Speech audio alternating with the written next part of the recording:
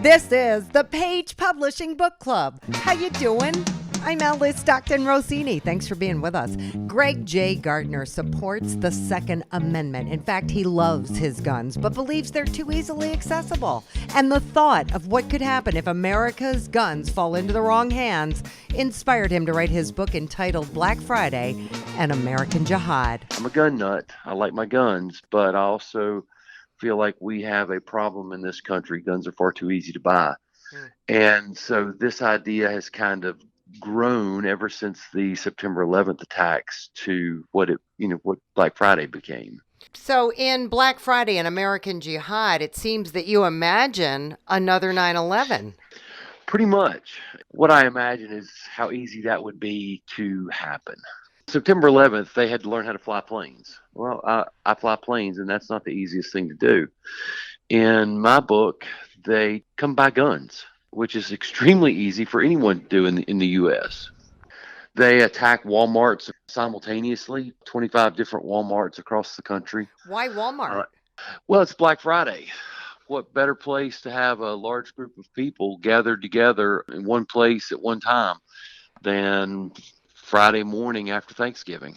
So the book is unique. It's got no main character, and that is by design. I feel like the main character is the American people. It's us. It's everyone.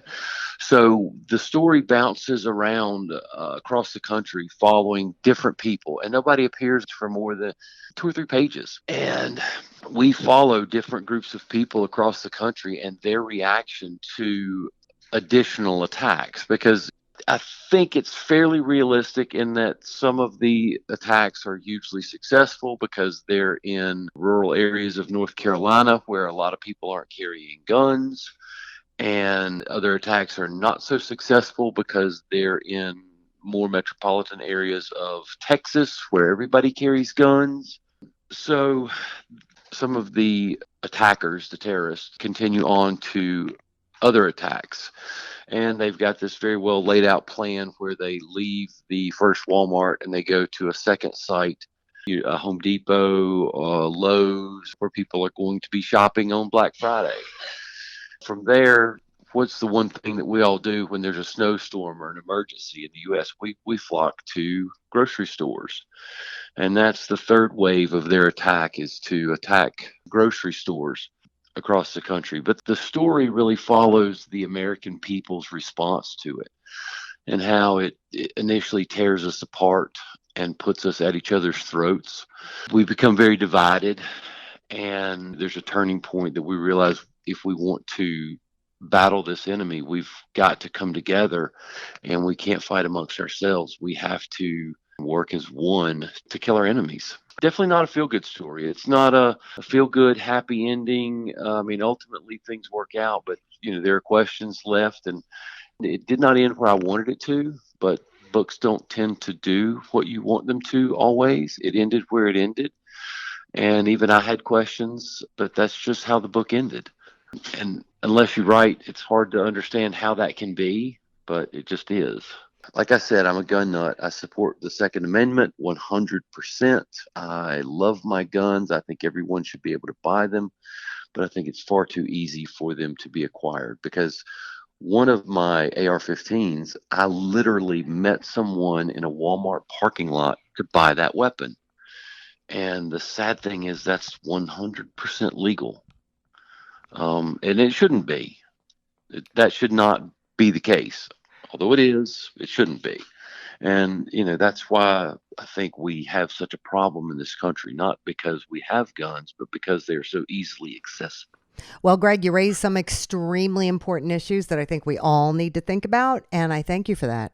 You have a great idea, but you don't know where to begin. That's where Stephen Smith comes in. He did quality control for a pharmaceutical company before he retired to North Carolina, where he decided to share what he's learned trying to invent and market products. The name of his book, The Inventor's Journey, 3 Strikes, I'm in. So what kind of products we talking about? So I'm a vivid beach goer. Me and my wife, we go down to Myrtle Beach a lot. So for all these ideas, this is one of the ones I came up with. We were out on the beach and my battery was low on my phone.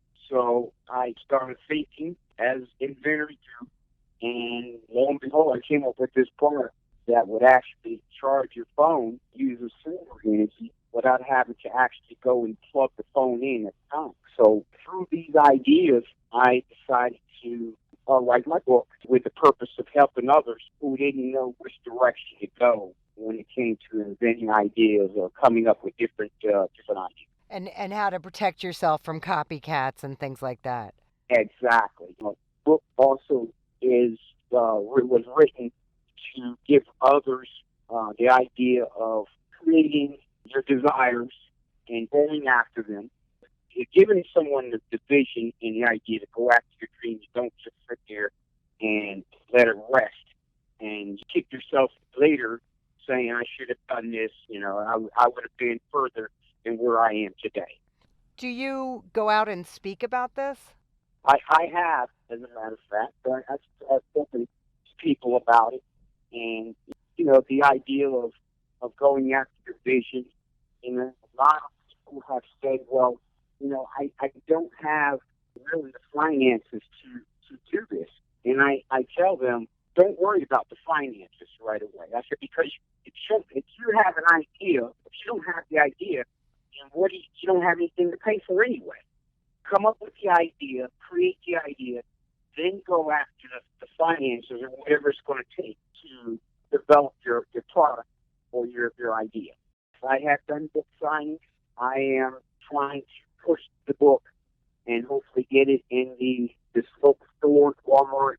It's on Barnes & Noble and Amazon, trying to get it in the stores as we speak. All right. Well, how's the battery doing?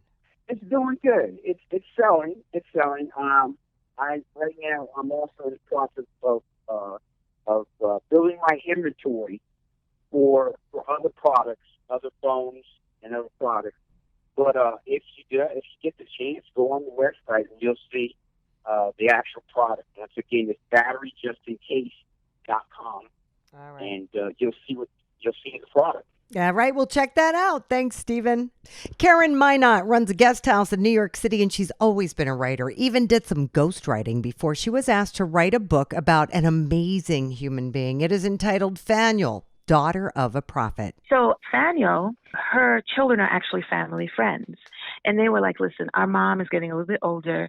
She has had a completely amazing life. And we just want someone to sort of record her stories and record her life. And I took it on as a joy, as a labor of love. So it's a biography. Fanueil is from Jamaica, born in Jamaica, and she is a missionary and evangelist. She started out life as kind of the daughter of a subsistence level farmer, and she had to face incredible amounts of adversity, being poor and in a poor country. And through faith and just who she is as a person, she was able to overcome all of the major kind of adversity in her life. Fanueil, being a woman of faith, the story is told from her perspective, and we deal a lot with the miracles, in fact, that she experienced in life. When you say miracles, give me an example. Incidences of healing, which they consider miraculous. Her dad had a stroke because basically he was totally stressed out. Being a subsistence level farmer, they had a period of time where their crops were destroyed, and they were looking at kind of hunger for the children. He was paralyzed on one side for 5 months. And then he recalls praying and really asking the Lord to heal him. And that miraculous healing took place. All of a sudden, he felt this warmth go up the paralyzed side of his body, and he was able to walk again. So these are the kinds of stories that they've experienced. It's almost like she's a modern day saint. I actually think her life is a fantastic representation of what actually happened in the 20th century. There were many all over the world, poor people, many people who were non-white, who made incredible strides during the 20th century. And so that's actually one of the other stories in the book. We think that the people who would be most interested in this book are women, because it's actually a woman's story, because so many of the challenges that came to her, that she faced, poor women all over the world, and also obviously kind of Christian communities and Christian circles. So we started like marketing to churches, kind of church educational kinds of bodies. And it's also a powerful immigration story because she was an immigrant to the United States, and the tremendous contributions that her children have made to this country. So all around, it's just a fantastic life in terms of powerfully motivational. Yeah, and you're so lucky that you were chosen to write this book. Very inspiring, Karen. Thanks. Kevin Conzo was a cop for 15 years and a college security director in Washington State before he retired to go into finance and writing. In 2014, a car accident killed his 6-year-old son, and his life forever changed. It also made him think about fulfilling his lifelong dream to publish his book entitled Thin Blue Line. Basically, there's a police officer. His name's Derek Reed, and he works in a small town police department in eastern Oregon, and the community is about 12,000 people, and it's called Baker City. And he plays for the A team on the police department. And what I mean by that is, he's very popular with the other officers and in the community itself. And he has a tragedy of his own where his son is murdered, which being such a small community, he obviously struggles with the fact that this could happen to him in his own community. And his marriage basically falls apart, and his wife tragically ends up committing suicide. And he gets suspended, basically, from the police force because he tried to insert himself into the investigation, which is a big no-no. And it takes him about 3 months to go through the psychological assessment to get his job back. Once he does, he, basically takes it upon himself to find the perpetrators of the incident, the murder, and he commits an act of vengeance. And that basically just incites in him a thirst for more vengeance, and he just can't satisfy that thirst. Detective Brasco, he's also the other main character. Probably 50-50% between the two characters, who's the main one or not. But Detective Brasco is nearing retirement, and, he sees these young officers, and he tries to take Eric under his wing, but he's also leading the investigation into a series of kidnappings in the area. And he's divorced and struggling with career-ending issues, not bad career-ending issues. I mean, just, seeing the younger officers come on and your time's nearing a close, and what he has accomplished in his career and how he compares that with, other, officers in the field and his struggles as well. So it's a crime thriller, and I would say the unique thing about Thin Blue Crimes is the fact that we all know who did it right from almost the beginning. It's like two roads and the anticipation of them intersecting and how that will turn out that keeps the reader turning the pages. Well, Kevin, it was nice that you could put your experience as a cop into a nice juicy piece of fiction. Thank you. And we got to take a quick break, but we're coming right back. Stay with us. This is the Page Publishing Book Club. Attention all authors. Page Publishing is looking for authors. Have you written a book and want to get it published? Page Publishing will get your book into bookstores and for sale online at Amazon, Apple iTunes, and other outlets. They handle all aspects of the publishing process for you: printing, cover art, publicity, copyright, and editing. Call 800-204-6099 now for your free author submission kit. That's 800-204-6099 for your free author submission kit. We're back on the Page Publishing Book Club. I'm Alice Stockton Rossini. D.T. Christian is a mom of 3 in Springfield, Missouri. She loved writing in high school but never thought about being published until the Spirit moved her to write Fount of Blessings. It's basically a personal testimony of triumph over tragedy, really. It is a true story, details some traumatic struggles that I've had to face in my life. Things like chronic depression and anxiety, as well as childhood sexual and emotional abuse. But the best part is the remarkable way that God's given me victory over it all. And my hope is that readers will be encouraged by my story and even find inspiration to overcome trials in their own life with God's help.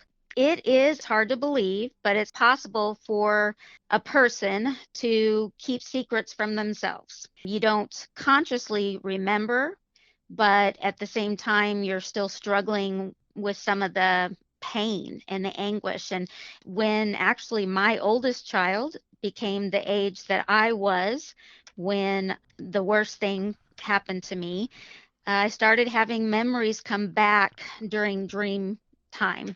And I definitely hit extreme depression and started feeling suicidal. And so I went to a psychologist who worked with image therapy, and I started putting the pieces together. I was molested by my first grade teacher, and a couple years later was raped by a neighbor boy. And I had some sort of memories of this neighbor boy propositioning me, but I just told myself, I said no and turned my back, and nothing happened. So that was even more interesting because I did have some memory, but then had blocked out the worst of it. The first memory with my teacher, I had blocked out my entire first grade year, which is one sign that you may have a traumatic background if there's, a certain period in your life that you can't remember anything. Wow. And I think the best part of it is the image therapy and just the things that came out of my subconscious. And I feel like God worked with me in that. My hope is to inspire others to overcome trials in their own lives with God's help. I'm amazed at what God did, and I'm amazed at what he was doing before I was even aware of it, how he was helping me as that first grader. And like I said, I had some trials before my repressed memories came up, and it turns out that if I had not gone through those trials, which each of those I thought was the worst thing that could ever happen to me, I wouldn't have survived the actual repressed memories. I probably would have taken my own life. So it's an amazing process. I just want people to know and hopefully be encouraged how God can work in our lives, and that we can be freed from all that trauma in our past and struggles. So far, what I've done is I have been sharing my life testimony with several recovery groups around our area, Celebrate Recovery especially. And that's a way of reaching out to people who are there because they're struggling, and maybe if they connect with something that I've shared, they might be interested in, reading the book further, and that might be more helpful for them. That just shows you what kind of person you are, DT. Thank you so much. David Servin is a working artist who paints and writes while his manager job at a local movie theater pays the bills. He honed his writing skills at San Francisco State a couple years ago, and now he's published his first book. It's entitled The Coven Wars. I actually started writing this book when I was in high school. Okay. The whole way it came about was kind of funny. I would have these dreams about these movies I thought I saw, and I would tell them to my friends, and they'd be like, I've never seen that, and that's also not a movie that's ever been made. It would be like such a vivid thing that felt real, and I was like, I should probably write these down. I needed to write my own hero because I needed someone to look up to, and that's what I think Damien Jacoby, who's the main character, he ends up being that hero that I needed, because he wakes up one day from a whole normal life and it's like flipped upside down, and he has to choose between saving the world he's a part of or destroying it altogether and becoming something else. It's like it's an alternate timeline, if you think about it that way, where magic exists and vampires are real. He's confronted by all these different creatures that he's never met before, and he has to learn to adapt and try to survive them. All the while he's trying to grow up being semi-normal. But he sees things that other people don't see. He does have some special abilities that have never been seen before in the world of the anomalies. That's what I call them. Well, you say, I see a werewolf sipping a latte, a witch walking her dog, a vampire playing with his son. This is what he sees, but do I see normal people? So if you're a human, all you see is normal people in front of you because you never had to confront those things. But the anomalies, they can tell who else is an anomaly along with the humans. So they try to blend in as well as they can because previously there was a war where the humans tried to wipe them out and they had to learn to blend in. And so Damien comes into this point, he's only 16, 17 years old, and he has to stop this world from coming apart at the seams because all the anomalies want to come back and be empowered like they used to be. So he's lived as a human his whole life, and then he's suddenly thrown into the world of the anomalies, and he has to decide if he wants to bring the anomalies out or kind of keep them hidden. The change that's happening is actually happening to Damien along the way because he doesn't get to stay normal. So he actually ends up turning into a vampire. And the change that he's going through is such an intense amount of pain, like pins and needles stabbing at you, your whole body's changing inside and out, and you're awake through it all, which is kind of the bad part about becoming a vampire. Growing pains as you have it. A metaphor for growing pains. Exactly. Because I did write it when I was in high school and I felt very lonely and I thought I was experiencing all these things and nobody else is experiencing them. So I want people to be able to read this book and wow, I'm not alone. I've gone through a lot of these similar feelings and just didn't know how to explain them to other people. Because I'm like an inclusivity kind of person. I want people to understand that they're never alone. They always have someone to reach out to. And if people read this book and take something away like that, that's all I ever want. All right, David, thank you. Mr. Bill lives in Germantown, Tennessee, where for 35 years, when he has a thought, he writes it down. And now he's got enough for a book entitled Inspirations, a collection of poetry, prose, and ponderance. This book has no scriptures in it. It has more of a modern-day theme. Jesus is in it lots, and it's a religious book, but it's more modern. And you think about a person has a problem today, they can go read a scripture, but it doesn't really satisfy them altogether. I'm trying to put in this book thoughts that would make them think about what pain they have and how they can get relief and have a better day. Can you give me an example of something I might find? Well, Lord, lead me home. It kind of tells you how you might be living today and how you could follow him and he would lead you home. Do you want to read something to me? Yeah, I can. This was entitled Criticism. Have you ever wondered why someone is critical of you? Could it be your books, your looks, your size, your actions, or words have a deficiency? Or could it be just don't mean their opinion or what they think they should be? It seems some people think they know best, and they want you to listen to every word they say, every cruel word. As they smile and say, it is for your own good. But why would anyone know what is best for you? Could it be they think they are more important or smarter?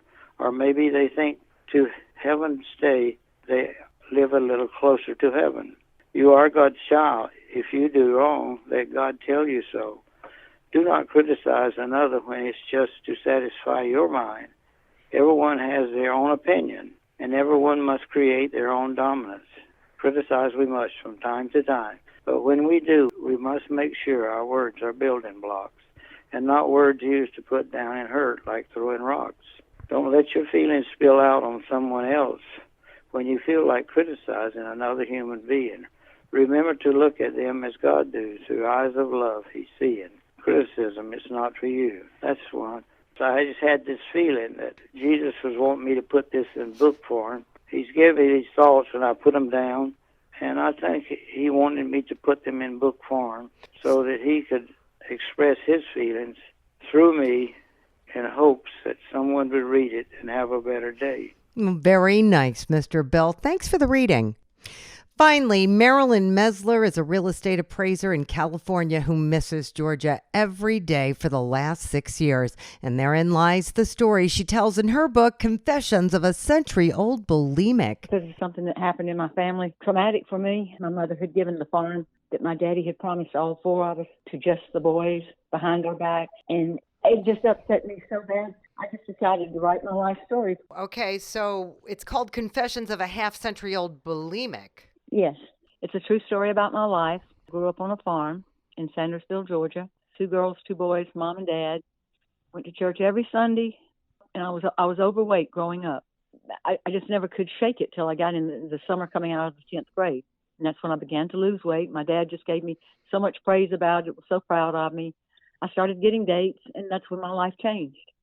I went to college, to the University of Georgia, and that's when the bulimia started, when I my first year in college. And when I got to college, I mean, I went from being a small-town farm girl, and then they put me in a dormitory, gave me a checking account. I was free to do anything I wanted to do, and I just about did.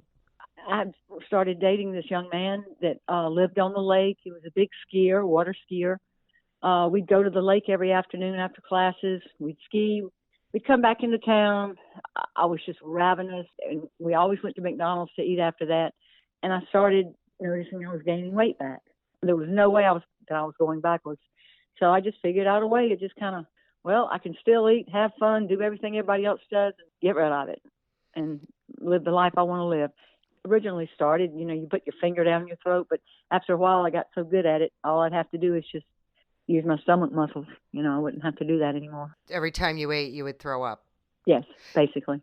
I would get to a certain point that I liked, and I could maintain it, but I would never get to the point of being anorexic. I mean, right now I'm like 118 and 5'8" 3/4. You don't still do this, right? I do occasionally. It never did leave me. Yeah, I was in and out of 2 different rehab centers for alcohol and bulimia. I never would stay the 4 months. I couldn't stand being bound and trapped like that. I guess I played doctor to myself. I thought 2 weeks was enough, and I'd get out, and that was it. And I just never stayed the full treatment either time. A lot of things happen with the alcohol that I think could help people before they ever get into it, and with the bulimia, help somebody else to never go as far as I did. That'd be great. It sure would, Marilyn. Thanks so much. And thanks to all of our authors who weighed in tonight. Thank you for joining us. We always appreciate that. And don't forget, if you missed anything, all you have to do is download the podcast at 710WOR.com. I'm Alice Stockton Rossini. I'll catch you next time.